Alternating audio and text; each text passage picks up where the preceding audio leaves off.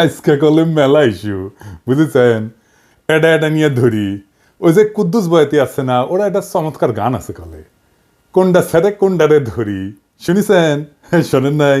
আরে এডিটর সাহেব, এনে শুনে দেন না, এরপরে তো বাম্বু চলবে বরাবর, এনা সবাই এনার্জি নিয়ে নিক, তাই না? শোনেন। কোনটা ছেড়ে কোনটা ধরি, 10টা মেয়ের সাথে প্রেম করি, এইটাও ভালো এইটাও ভালো এইটাও ভালো এইটাও ভালো, কারে তুই কারে ওহন দিয়া করি, কোনটা ছেড়ে কোনটা ধরি। গানটা ক্যাঙ্কা ভালো না? এনার্জি আসছে না? হ্যাঁ, কুদ্দুস বয়াতি কলে আমার খুব প্রিয় শিল্পী, বুঝছাও? এবার আসেন প্রথম ইস্যু। আমি গতকাল কইছিলাম না যে আগাম নির্বাচনের ইন্ডিয়ার ইস্যু, বিনা সিকরি কি বলেছিল? দেখান তো এডিটর সাহেব, আবার দেখান। The political parties of Bangladesh are saying this to Mohammed Yunus. Elections first. The reforms are to be done only by an elected government. This is business. ঠিক তার পরদিন বলল ভারতীয় সেনাপ্রধান যে 5 তারিখ নাকি সারাক্ষণ সে ওয়াকার সাহেবের টাচে ছিল। হ্যাঁ, ওর মুখেই শোনেন, নিজের মুখেই শুনেন, এই যে এডিটর সাহেব শুনে দেন। I'm in touch with the chief of Bangladesh during the time of when this changeover took place. I was in constant touch with him, and even thereafter, in November 24, we had a video conference also. As far as the military cooperation is concerned, is again going up in the same way. Our officers have moved there for the NDC also. When we talk about the relationship we should talk about when there is an elected government. So as of now, the relationship is with the military is well and perfect. তাইলে ওয়াকার সাহেবের মধ্যস্থতায় যা যা হয়েছে পাওয়ার ট্রান্সফারের, তা Indian সেনাবাহিনীর সাথে আলাপ করে হয়েছে, ঠিক কিনা? এবার বুঝেছেন তো বিপ্লব কখন কেমনে কোনটি গেছে? আমি কই নাই আগে কইছিলাম, কই নাই আগে ক্যান্টনমেন্টে যায়েন না কইছিলাম না? কইছিলাম। এখন বুঝেছেন তো যে মাখা ভাত খাইছেন আর জনগণরে খাওয়াইছেন, তা মাইকা দিছিল ইন্ডিয়া। আর কি কইছে? নির্বাচিত সরকার আসলে সম্পর্ক স্বাভাবিক হবে। আবার শুনেন। When we talk about the relationship we should talk about when there is an elected government. তার মানে বিএনপির সাথে সেটেলমেন্ট হয়ে গেছে, বিএনপি ক্ষমতাতে আসলে তার আর ডিস্টার্ব দেবে না, তার আগে যত পারা যায় ডিস্টার্ব দেবে, ঠিক কিনা বলেন? এবার আসেন দ্বিতীয় ইস্যু। বিশিষ্ট বাম মোশাহিদা সুলতানা হাঙ্কেরে প্রথম আলো ওটা একটা জুলাই বিপ্লব নিয়ে কলাম লিখেছে, সেটি লিখেছে আনু মোহাম্মদ নাকি এক দফার ঘোষণা দিছিল, আর তারপরেই নাকি হাসিনা পলাইছিল, বুঝছাও?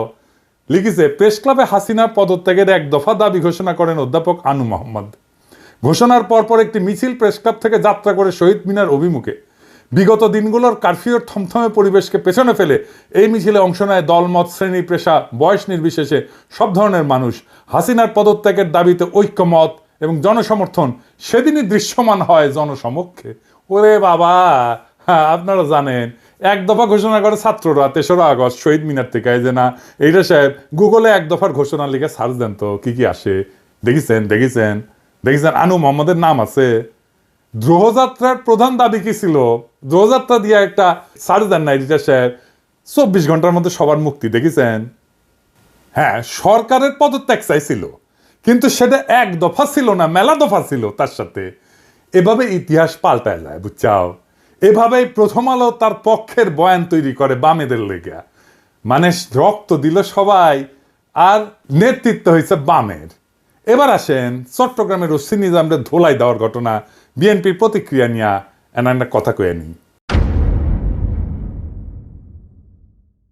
ওসি নিজাম একজন দুর্বৃত্ত পুলিশ অফিসার ছিল। ওসি নিজামউদ্দিনের মা খালেদা মেম্বার, সভাপতি বাংলাদেশ মহিলা আওয়ামী লীগ বড়ইতলি চকরিয়া।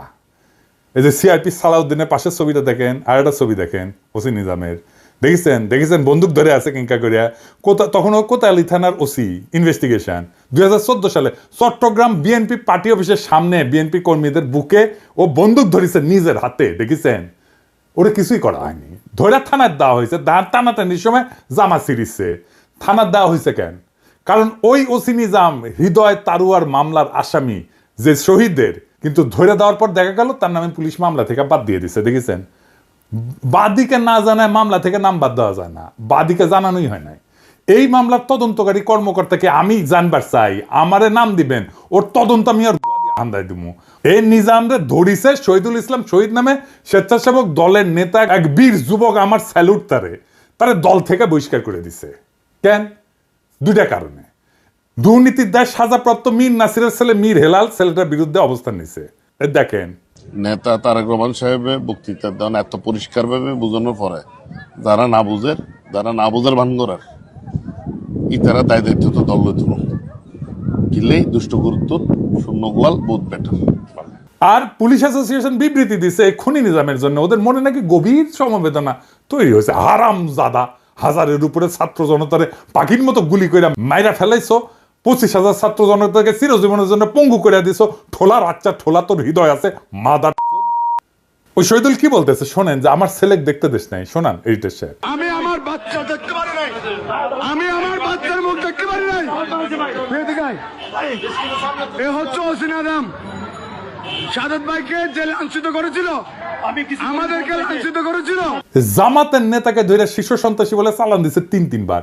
তার দোকান লুটপাট করিছে, বউ বাচ্চা গেছে দেখা করতে, বাচ্চার 104 ডিগ্রি জ্বর আসছিল, দেখা করতে দেন সারা রাত ওই বাচ্চাটারে বসায় রাখিছে। আলিয়া মাদ্রাসা ক্লাস 8-এর ছাত্র ধরে নিয়ে গেছে, পরীক্ষা দিছে বাচ্চাটা জেল থেকে।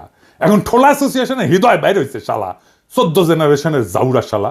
বিএনপি ভাবিছে ঠোলা দিয়ে ইলেকশন করাবি, তাই পুলিশের গেছে বিএনপি। এখন এই শহীদুল ইসলামকে নিজাম সাইজ করবি। এই নিজাম, শহীদুলের যদি কিছু হলে না তো ঠ্যাং কেটে ভেজে খামু কলে আমি। শহীদুল, তুমি ছাত্রদের নাগরিক কমিটির জয়েন দাও, তুমি উটি নেতা হবা। তোমার বীরত্বরে স্যালুট আমার। নাগরিক কমিটি করছি, যেটি ইনকা স্পিরিটেড বিএনপির তৃণমূল কর্মীর সাথে বেইনসাফি করবে বিএনপি না, তারই নিয়ে নিবা। ওই যে ইসকনের নামে মামলা করেছিল না যে বিএনপি নেতা, তাকে নিয়ে নাও। ওই চট্টগ্রামে হিরোইক ইমেজ তৈরি করতে পারবি। এবার আসেন মিজানুর রহমান আজাহারির তাফসির মাহফিলে গ্যাঞ্জাম নিয়ে কথা বলি। সিলেটে যেভাবে মিজানুর রহমান আজাহারির ওয়াজের শেষে হট্টগোল করে বন্ধ করে দেওয়া হয়েছে, তাতে আমি হতবাক এবং ক্ষুব্ধ। শুনেন তার কথা, শুনেন শেষ দিকের কথা। এই জায়গাটাতে এরকম কেন হইলো? শুরুতে তো এটা ছিল না। এখন আইন শৃঙ্খলা বাহিনী তোমাদের সাথে লাঠি চার্জ করবে, ধাক্কাধাক্কি করবে, তোমরা আমার সাথে এটা হবে এরকম? তোমরা তো ব্যথা পাবা তো। বসো না, সবাই বসতে পারলে তোমাদের কি? বসো। এটা আমি এখন পরিকল্পিত কিছু হতে পারে এই ধারণাও করতে হবে আমাদের। লক্ষ লক্ষ মানুষ বসে আছে, তোমরা একটু শান্ত হবে না? হ্যাঁ, বসো। আর 2 মিনিট একটু কোঅপারেট করো। 2 মিনিট একটু কোঅপারেট করো। জি পুলিশ ভাইরা, হ্যাঁ আস্তে জি বসে যাবে। হ্যাঁ ঠিক আছে, 2 মিনিট। এই বিভাগে আমার আর আসা হবে না, আমি একবারই তো আসলাম। সো যা বলার তো আমি এখনই বলতে হবে, এমন না যে আমি আবার সুনামগঞ্জে আসবো, হবিগঞ্জে আসবো। খুবই গুরুত্বপূর্ণ কয়েকটা কথা আমি রাখবো তোমাদের সামনে। বসো, শেষ করে দিব। এই তো আর 10 মিনিট সময় আছে আমার হাতে। বসো। মাশাআল্লাহ, এই ঠিক আছে। আমি কলে এখানে এক বিশাল ষড়যন্ত্রের গন্ধ পাইতেছি। ঘটনা ছোট, রাজনৈতিক গুরুত্ব অপরিসীম। আজারি সাহেব নিজেই কইছে যে সামান্য জায়গায় অল্প কিছু লোক এই কাজটা করেছে। শুনেন, পুরো লক্ষ লক্ষ মানুষ, আমি তো দেখতে পাচ্ছি কত লক্ষ লোক হয়েছে। একটা জায়গায় কোনো সমস্যা নাই, এখানে কয়েকশো ছেলে পেলে এই ধাক্কা ধাক্কি। না নিজে শুনতে পারতেছো, না অন্যকে শুনতে দিচ্ছ, না আমাকে বলতে দিচ্ছ। কি করতেছো তোমরা? এগুলো কি করতেছো? আমি আজকে just as a gesture of goodwill, আমি নামটা কইলাম না কে করিছে, কয়া দেবো কিন্তু কে করিছে এইটা। এই হট্টগোল হয়ে কেন সুষ্ঠুভাবে শেষ করতে পারলেন না তাফসির মাহফিল আজারি সাহেব? কারণ বিএনপি নেতারা প্রকাশ্যে বলিছে মাহফিলে আজারি সাহেব হেস্তনেস্ত শিকার হবে, এটা কইছে বিএনপি নেতা। সত্যি কথা, আমি ব্যানে করছি না। এই যে শুনেন, রহমান আজারি বক্তব্য রাখে বিএনপির বিপক্ষে, এত সাহস সে কোথায় পায়? আপনি এই জামাতের পক্ষে কথা বন্ধ করেন, নাহলে এই দেশের মানুষ যেভাবে আপনার এই যে মাহফিল করে, মাহফিলে কিন্তু আপনি আস্তে আস্তে শিকার হবেন এই মুসলিম লীগের কারণে। কারণ এই মুসলিম লীগ কিন্তু বিএনপিকে পছন্দ করে, এই মুসলিম লীগ কিন্তু অন্য সংগঠনকে পছন্দ করে।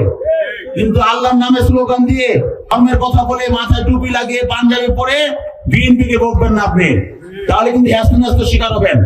আবার যে কোনো মুহূর্তে কিন্তু আপনি দেশান্তর হতে পারেন। ঠিক তার পরদিন এই ঘটনা ঘটলো। তার আগে তো অনেক নেতা, রিজভী ভাই তার সহকর্মীদের তাতায় রাখছে, এখন আজারের উপর কেন বিএনপি বিলা? দুইটা কারণে। এক, বিএনপির তো জমায়েত করতে টাকা খরচা হয়, এমন কোনো বক্তা নাই যার বক্তৃতা শোনার জন্য লাখে লাখে মানুষ যাবে। খালেদা জিয়া বা তারেক রহমান আসলে যাইতে পারে, কিন্তু দেশে আছে এমন কোন নেতার বক্তব্য শুনতে এখন আর যাবে না লাখে লাখে লোক। আর আজহারীর বক্তব্য শোনার জন্য স্মরণকালের সর্ববৃহৎ সভা হচ্ছে, যেটি যাচ্ছে সেটি হচ্ছে। এটা গা টাটাইতেছে বিএনপির। জনসমাগম মানে ক্ষমতা, বুঝছাও?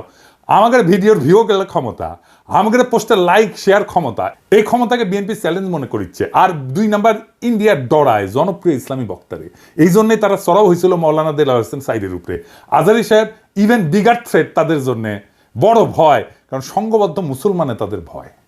আজহারী জামাত করে না, তার বয়স কম, তারা যুদ্ধাপরাধী বানাইতে পারবে না, চমৎকার কথা বলে, আধুনিক, মননশীল, অপূর্ব সুন্দর গলা আর চেহারা, মাশাআল্লাহ, ইংরেজি বলতে পারে ভালো। এইরকম একজন দায়ীকে কোনোভাবে টলারেট করবে ইন্ডিয়া? করবে না। এক বেকুব তার মাথার দাম ধার্য করেছে, শুনেছেন? শুনেন।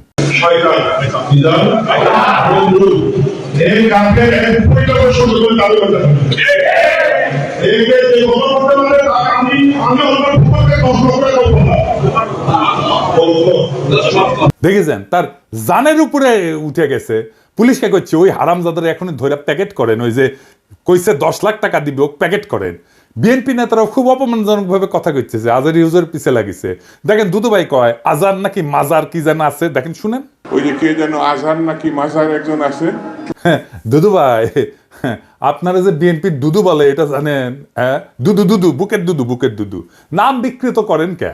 বেদবি কুটি থেকে শিখেছেন। আপনার কর্মী আপনার কথা না শুনে আজহারী হুজুরের কথা শুনবি? এটা জানেন না তো? কর্মীর সাথে তো যোগাযোগ নাই, জিজ্ঞেস করে দেখেন। আজহারী হুজুরের নাম শুনলে কয়বার সালাম দেয় শুনেন, আর আপনার পিছে যায় কি কয় শুনেন। নিজেরা বেশি হারকুলিস ভাবেন না, বুঝছেন? উঠলে দিন বাগে খেছে। আওয়ামী লীগ আমলে ওয়াজে এসে আওয়ামী লীগ নেতারা চড়াও হইতো না, দেখেছেন না? চড়াও হইতো না। এখন বিএনপি নেতারা চড়াও হচ্ছে। এই যে দেখেন, এটা আমার শহরে বগুড়ায় মৌলানা বজরুল রশিদ মিয়া, আমি কলে খুব পছন্দ করি, খুব চমৎকার একজন আলেম, কলে খুব সুন্দর ওয়াজ করেন। উনার উপরে চড়াও হয়েছে, মিজাজ খারাপ হয়ে গেছে দেখে। আর চড়াও হয়েছে কে? আওয়ামী লীগের পান্ডা মোহনের ভাই বিএনপি নেতা বাদশা। 2 ভাই 2 দল করে, এক ভাই আওয়ামী লীগ, এক ভাই বিএনপি। ওর ভাই বগুড়া শহরের কোনো জমি বাকি রাখে না, এই যে মোহন দখল করেছে। 2 ভাই দল করে সিস্টেম কইরা এখন আরেক ভাই রাজত্ব চালাইতেছে বগুড়ায়। এটা আগা 5 তলা দুর্বৃত্ত ফ্যামিলি। শোনেন কি করিছে। কিসের ভাষা ভাই? আমরা আমার দেশে থাকি না। আমরা দেশে থাকি না। ঠিক আছে, আপনি বলেন কেন যে আল্লাহ আকবার একবারই ছাড় দেয় না? আমাদের প্রত্যেকটা প্রোগ্রামে দেখো না। না এই জায়গাতে আমি কি বুঝতে পারছি, তাকে শোনেন। না না, এখানে যে কোরআন শরীফ তেলাওয়াত হলো, একবারই দিছে আল্লাহ আকবার, হাম্মাম করতে আর দেয়নি, এটা ঠিক না। তার মানে দিছে তো? না তার মানে দেয়নি, দিছে তো। একবার দেখ 10 বার দেখ, দিছে। আপনারা কোন আওয়ামী লীগের মধ্যে দিছে? আপনি তো বললেন একবারই দিছে আর দেয়নি, এটা তো ঠিক না। আমি একটু আমার প্রধান বক্তার সাথে দ্বিধার করেছিলাম যে উনি বলতে চেয়েছিলেন যে একবারই হাম্মাম সাহেব বলছেন, এটা তারপর কি বলছেন আমি আসলে এই করি, যখন বলছে একবার বলেছেন আমি সেটাকে দ্বিধার করেছি। আমরা ইসলাম কারো ব্যক্তিগত সম্পত্তি নয়, ইসলাম সকল মুসলমানের সম্পদ। কেউ যদি মনে করে এটা আমার ইসলাম আমার একাধিক আর করো না, এটা তো সঠিক না। যারা ক্ষমতার থাকতে যা করেনি, এরা ক্ষমতার যাওয়ার আগেই তার সাথে বেশি করতেছে। জোরে কোন কথা ঠিক কি না? রাধাবার সাথে আউট হয়ে গেছে। মাহফিলে যারা যাবেন, কোন রাজনৈতিক নেতা যদি আলেমের সাথে বেদবি করে না, একেবারে পায়রা ফেলাবেন, পারমিশন দিলাম, আমার নামে যেন কেস দেয়, আমি কয়ে দিছি। আর হুজুরেরা আপনাদের বলি, বেদবি নিয়েন না। আপনারা কোন আক্কেলে এই সমস্ত রাজনৈতিক দুর্বৃত্তদের ওয়াজের মর্চে আপনাদের পাশে বসতে দেন? ওদের সেই যোগ্যতা আছে আপনার পাশে বসার? পাবলিকে তো আপনার ওয়াজ শুনবার এসেছেন নাকি? ওই গুলো ক্ষমা দেখবার আসছে, তা তো আসে নাই। আমি দুঃখিত, মুখ খারাপ করলাম, হুজুর বিয়াদবি মাফ করে দিয়েন, কিন্তু এ তো মেজাজ খারাপ হয়ে যায় তো। আপনি কেন ওগ্রে পাশে বসান কেন?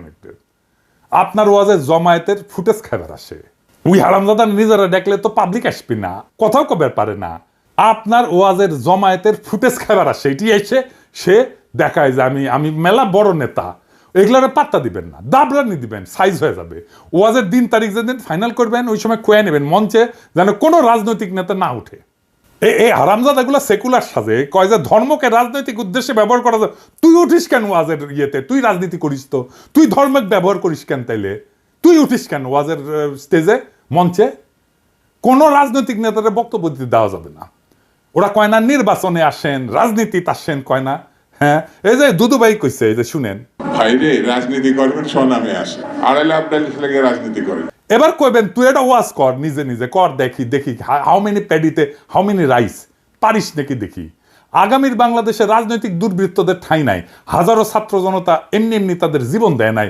আমরা নতুন রাজনীতি চাই, আমরা নতুন কণ্ঠস্বর চাই, আমরা ফ্রেশ জিনিস চাই, সেকেন্ড হ্যান্ড মাল না। ইনকিলাব জিন্দাবাদ।